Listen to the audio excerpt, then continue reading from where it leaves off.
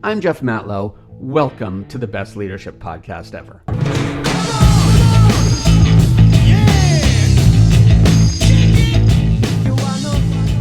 Welcome to the pod. Oh my goodness, we're going to have so much fun in the next 6 or 7 minutes. I can barely hold the excitement in. I'm trying, but it's leaking out between my fingers. My name's Jeff Matlow. I'm a 3-time entrepreneur, an author, a keynote speaker, and I am a leadership coach. I will help turn you and your team into the most productive people in your company. I guarantee it. If you're interested, stick around. I'll let you know a little bit more at the end. But first, I want to talk to you about the LA traffic. I live in Los Angeles. There's a ton of traffic here, especially on Fridays. And you know what? I'd rather drop a big brick on my toe than be stuck in the Friday traffic of this godforsaken city. For years, I haven't booked meetings on Fridays. No in-person meetings on Fridays, period, unless I have to. And it turns out I had to last Friday. And as luck would have it, it was on the other side of town from where I live. Now, getting from where I live to the other side of town in LA is kind of like getting from where you live to Antarctica. It seems far too far away, and there's a heck of a lot of bad things that can happen in the process to getting there. As luck would have it, on my way to my meeting, I got stuck behind a jerkhole who was driving so slowly I could walk on my hands faster. And for clarity, I can't walk on my hands at all, so this includes me learning how to walk on my hands and then walking on my hands faster than him.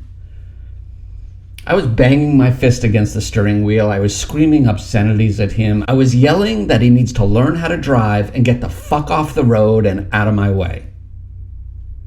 I ended up 20 minutes late for my meeting, and that was a huge embarrassment, and honestly, it's not representative of the person I strive to be.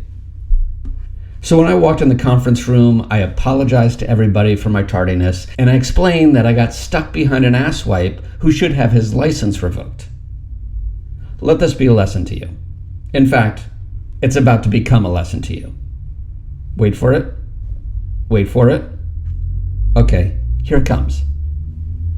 There's a thing called actor-observer bias. Whether you know it or not, you're a victim of the bias and it's not good, so I am here to out you. Consider this an actor-observer bias intervention.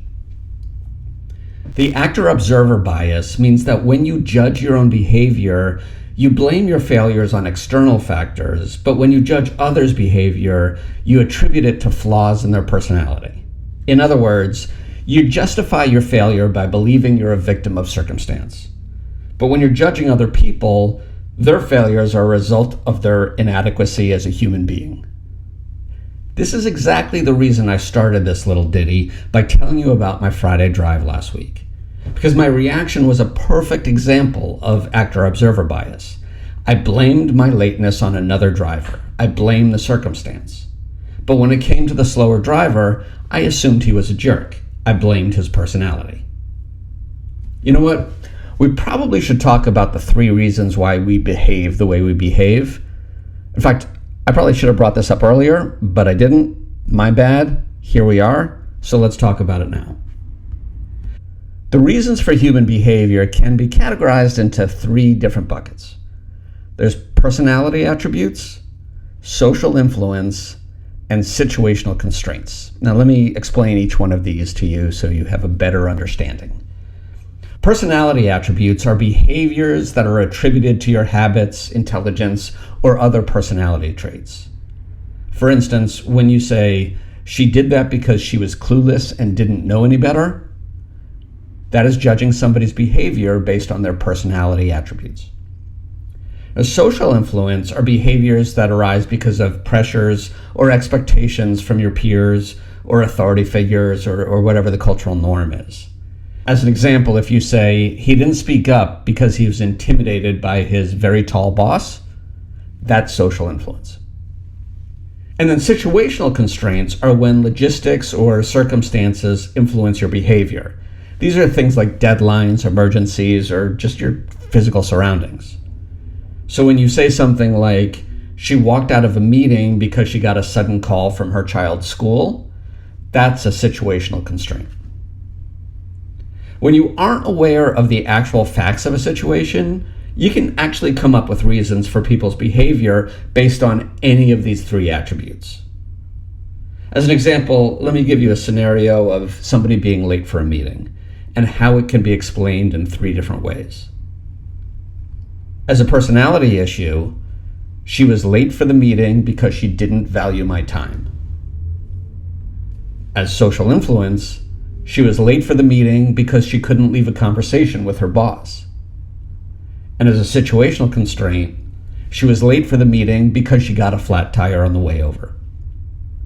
Now, the problem with actor-observer bias is that you tend to blame other people for their personality, and rarely do you consider explanations based on social influence or situational constraints. And that's bad, and you need to stop doing that. As I said, this is an intervention. Actor-observer bias shows up everywhere all the time. Now that you know about it, you're going to see it constantly. In fact, here's a few places you can start looking. Gossip. In fact, almost all gossip at your company is a manifestation of actor-observer bias. And in meetings, when somebody is quiet or late or argumentative in a meeting, do you normally attribute it to their personality? Because it could be something else. And remote workers. If you don't see continuous engagement from a remote worker, do you assume they're abusing their remote privilege? And performance reviews, I see this all the time, where people tend to attribute less than stellar outcomes to their workers' personality traits. I'm telling you, it's everywhere. The problem with actor-observer bias is that your assumptions will cause people to lose trust in you. And trust is definitely something you want to maintain as a leader. Even worse, if you continually succumb to actor-observer bias, it's going to destroy people's feelings of psychological safety at work, and it's essentially going to tank the company culture. The good news is that there's a way to stop falling victim to the actor-observer bias. Yep, there is. Who loves you, baby? I got you. Here's what I recommend you start doing in order to get out of the actor-observer bias abyss. And I recommend you start doing it right about now. First, pay conscious attention to when you judge other people's behavior. And when you judge them, are you automatically assuming it's a personality issue? Next, once you start paying attention, stop yourself when you're about to blame somebody's personality for their behavior. In fact, ask yourself how you can explain the behavior in a different way. Challenge yourself to come up with social or situational reasons that could justify the same behavior. And finally, be curious. Ask them if everything is okay. Address their behavior with an open mind and understand that it may be explained by social or situational attributes instead of them just being a big jerk.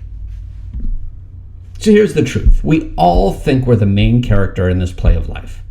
That means we often make ourselves the hero and position other people as the villain. But successful leadership means getting out of your own head and into someone else's shoes. Or out of your own shoes and into their head. Honestly, I forget who's wearing the shoes in this particular scenario. Anyway, what I'm asking of you is simply to remember that the person who missed your deadline, showed up late, or was unusually silent in a meeting might just be navigating their own proverbial traffic jam at their own proverbial speed.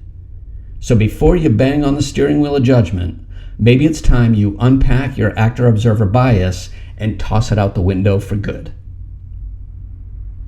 If you're struggling with a culture that may be victim to actor-observer bias, I'm more than happy to help. Reach out to me, leadership at by title only. If you like this, give us 5 stars on Spotify or Apple. Go to the newsletter, check it out, thebestleadershipnewsletter.com. I appreciate you, my friend. We'll talk to you next time. Bye.